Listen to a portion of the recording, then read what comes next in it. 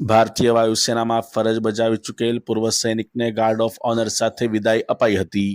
વડોદરા શહેરના તનલ્લા વિસ્તારમાં રહેતા અને ભારતીય વાયુસેનામાં ફરજ બજાવી ચૂકેલ ઝાહિરુદ્દીન ફખરુદ્દીન સૈયદનું દુઃખદ અવસાન થયું હતું।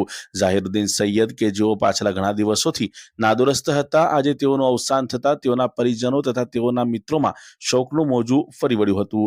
ઝાહિરુદ્દીન સૈયદ કે જેઓ ભારતીય વાયુસેનાના ગૌરવશાળી પૂર્વ સૈનિક હતા અને 1965 તથા 1971ની ભારત પાકિસ્તાન વચ્ચે થયેલ યુદ્ધોમાં દેશની વફાદારી કરતા તેઓએ ફરજ નિભાવી હતી।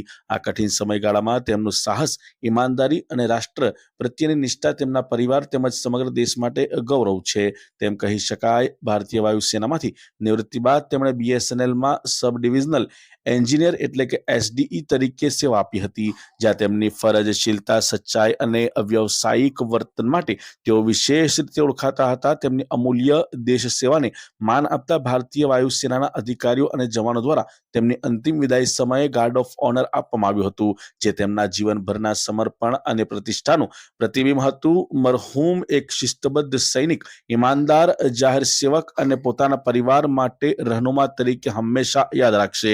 તેમની અંતિમ યાત્રામાં મોટી સંખ્યામાં મુસ્લિમ સમાજના લોકો ઉપસ્થિત રહ્યા હતા અને નમ આંખોએ તેઓને વિદાય આપી હતી।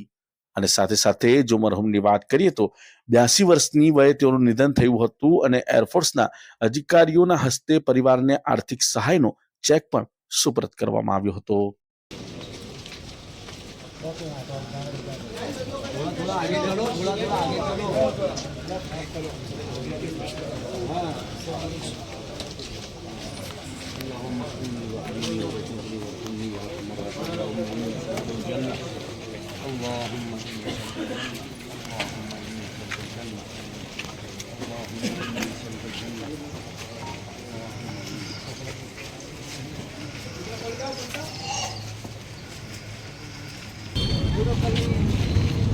मैं हेल्प यू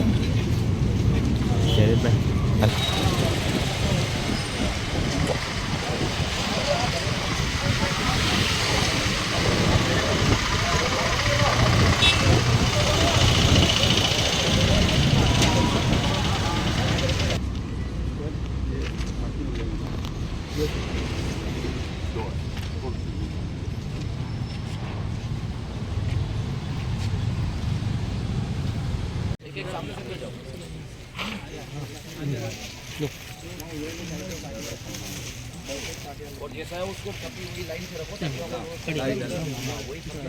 कवर पे डालो ना छोकरे को डाल देना।